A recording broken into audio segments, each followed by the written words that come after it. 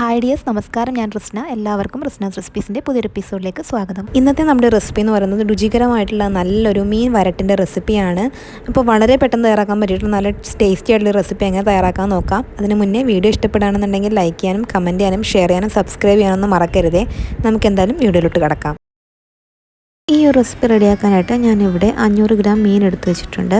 ഏത് മീൻ വേണമെങ്കിലും നിങ്ങൾക്ക് ഉപയോഗിക്കാവുന്നതാണ്. ഇതുപോലുള്ള കഷ്ണം മീൻ എടുക്കുന്നതായിരിക്കും ഏറ്റവും നല്ലത്. ഇനി നമുക്ക് എന്തെന്ന് വെച്ച് കഴിഞ്ഞാൽ ഈ മീനിനൊന്ന് മാരിനേഷൻ ചെയ്യണം.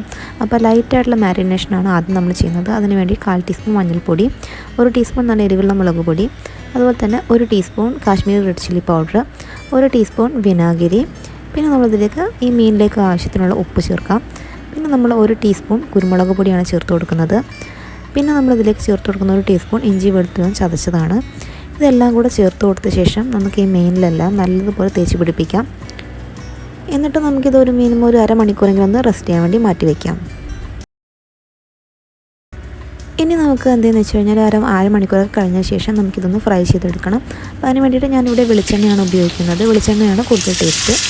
എന്നിട്ട് നമുക്ക് എന്തെന്ന് വെച്ച് കഴിഞ്ഞാൽ നമ്മൾ നേരത്തെ മാരിനേഷൻ ചെയ്ത് വെച്ചിട്ടുള്ള മീൻ നമുക്ക് ഓരോന്നോരോന്നായിട്ട് കൊടുത്തിട്ട് നന്നായിട്ടൊന്ന് ഫ്രൈ ചെയ്തെടുക്കാം. അപ്പം എന്താ പറയുക, ഒരു മീഡിയം ഫ്ലെയിമിൽ ഇട്ട് വെച്ചിട്ട് വേവിച്ചെടുക്കണം. പിന്നെ നമ്മൾ ഇത് കുറച്ചൊന്ന് ഡീപ്പായിട്ട് തന്നെ ഒന്ന് ഫ്രൈ ചെയ്തെടുക്കുക. എന്ന് വെച്ച് കഴിഞ്ഞാൽ നമ്മളിനി ഒരു മസാലയിലിട്ട് നമ്മൾ മിക്സ് ചെയ്തെടുക്കുമ്പം അത് പൊടിഞ്ഞു പോകാതിരിക്കാൻ വേണ്ടിയിട്ട് കുറച്ച് ഡീപ്പായിട്ട് തന്നെ ഒന്ന് ഫ്രൈ ചെയ്തെടുക്കാം. അപ്പോൾ അതാ ഞാൻ ഈ ഒരു രീതിയിൽ തന്നെ എടുത്തിട്ടുണ്ട്. ഒരുപാടങ്ങ് ഹാർഡാക്കി എടുക്കേണ്ട, എന്നാലും കുറച്ചൊരു ഡീപ്പായിട്ട് തന്നെ എടുക്കുക കേട്ടോ. അതാ ഞാൻ ഈ ഒരു രീതിയിൽ ഫ്രൈ ചെയ്തെടുത്തിട്ടുണ്ട്. അപ്പോൾ നമുക്കിത് എന്താണെന്ന് വെച്ച് കഴിഞ്ഞാൽ മാറ്റി വയ്ക്കാം.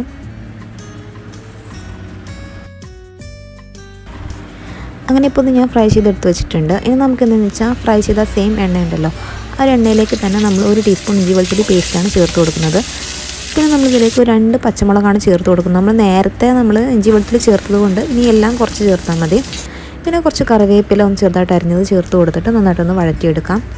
ഇനി ഇതിലേക്ക് നമ്മൾ ചേർത്ത് കൊടുക്കുന്നത് ഒരു മീഡിയം വലുപ്പത്തിലുള്ള സവോള ചെറുതായിട്ടൊന്ന് അരിഞ്ഞെടുത്തിട്ടുള്ളതാണ്. ഒരുപാട് ഫൈനാക്കി അരിയണമെന്നൊന്നുമില്ല, ഈ ഒരു രീതിയിൽ അരിഞ്ഞെടുത്തിട്ടുള്ളതാണ്. നമുക്ക് ഇതിലിട്ട് കൊടുത്തിട്ട് ചെറുതായിട്ടൊന്ന് വഴറ്റിയെടുക്കാം. അപ്പോൾ സവോള ചെറുതായിട്ടൊന്ന് വഴന്ന് വരുമ്പം നമ്മൾ അതിലേക്ക് ചേർത്ത് കൊടുക്കുന്നത് തക്കാളിയാണ്. ഞാനിവിടെ ഒരു മീഡിയം വലുപ്പത്തിലുള്ള തക്കാളി എടുത്തിട്ട് ചെറുതായിട്ടും കട്ട് ചെയ്തിട്ട് എടുത്തിട്ടുണ്ട്. അപ്പോൾ ഈ തക്കാളി ഒന്ന് നന്നായിട്ടൊന്ന് വഴന്ന് വരണം. തക്കാളി ഒന്ന് നന്നായിട്ടൊന്ന് വഴന്ന് വരുമ്പോൾ നമ്മളിതിലേക്ക് മസാല ചേർക്കുകയാണ്. നമ്മൾ നേരത്തെ ചേർത്ത സെയിം മസാല തന്നെയാണ്. 1/4 ടീസ്പൂൺ മഞ്ഞൾപ്പൊടി, 1 ടീസ്പൂൺ നല്ല എരിവുള്ള മുളക് പൊടി, 1 ടീസ്പൂൺ മല്ലിപ്പൊടി ചേർക്കുന്നുണ്ട്.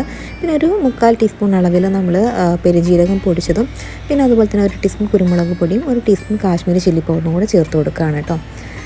അപ്പം അതിൻ്റെ പച്ചമണമൊക്കെ മാറിയതിന് ശേഷം നമ്മളിതിലേക്ക് ഗ്രേവിക്ക് പാകത്തിനുള്ള വെള്ളം ഒഴിച്ച് കൊടുക്കുകയാണ്. ഞാനൊരു 1/4 കപ്പ് വെള്ളം ഒഴിച്ച് കൊടുത്തിട്ടുണ്ട്. ഒരുപാട് വെള്ളം ഒഴിച്ച് കൊടുക്കണ്ട. വെള്ളം ഒന്ന് ചെറുതായിട്ട് തിളച്ച് വരുമ്പോൾ നമ്മളതിലേക്ക് നമ്മളൊരു നാരങ്ങ വലുപ്പത്തിലുള്ള പുളി ഒന്ന് പിഴിഞ്ഞ് അതിൻ്റെ കട്ടിയായിട്ടുള്ള നീര് നമ്മളതിലേക്ക് ഒഴിച്ച് കൊടുത്തിട്ട് മിക്സ് ചെയ്തിട്ടുണ്ട് കേട്ടോ.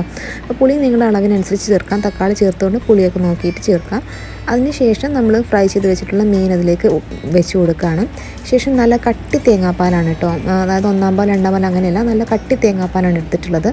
അത് 1/4 കപ്പാണ് ചേർത്ത് കൊടുത്തിട്ടുള്ളത്. എന്നിട്ട് നമുക്ക് മിക്സ് ചെയ്ത് കൊടുക്കാം. നമ്മളിത് ഒരുപാട് ഗ്രേവി ആയിട്ടുള്ള രീതിയിലല്ല കേട്ടോ ഇത് ചെയ്യുന്നത്. ഇത് തേങ്ങാപ്പാൽ ഒഴിച്ച ശേഷം ഒരുപാട് ഒന്ന് മിക്സ് ചെയ്തെടുക്കണ്ട. ഒരു മീഡിയം ഫ്ലെയിമിലിട്ട് വെച്ചിട്ട് എല്ലാം ഒന്ന് മിക്സ് ചെയ്തെടുക്കാം. അത് റെഡി ആയിട്ടുണ്ട്. പിന്നെ ഉപ്പ് പാകത്തിനാണോ നോക്കിയിട്ട് ഉപ്പൊക്കെ ആഡ് ചെയ്ത് കൊടുക്കാം.